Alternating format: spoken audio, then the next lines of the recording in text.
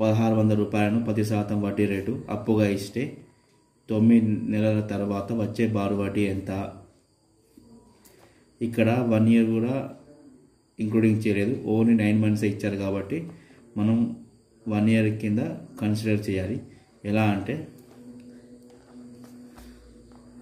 1 ఇయర్కి 12 మంత్స్, ఇక మనకి ఎంత ఇచ్చారు? 9 మంత్స్ ఇచ్చారు కాబట్టి 9/12 ఇది మనం కన్సిడర్ చేయాలి. ఇప్పుడు formula I = PTR/100.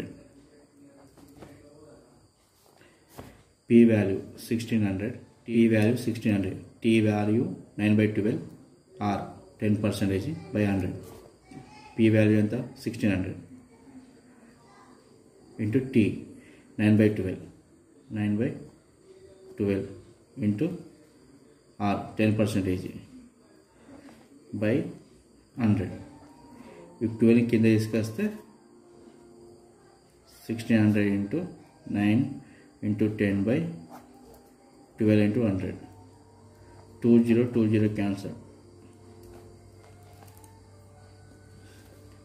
3 4s are 12, 3 3 9, 4 4s are 16, 4 3s are 12, 12 into 10 120. Answer.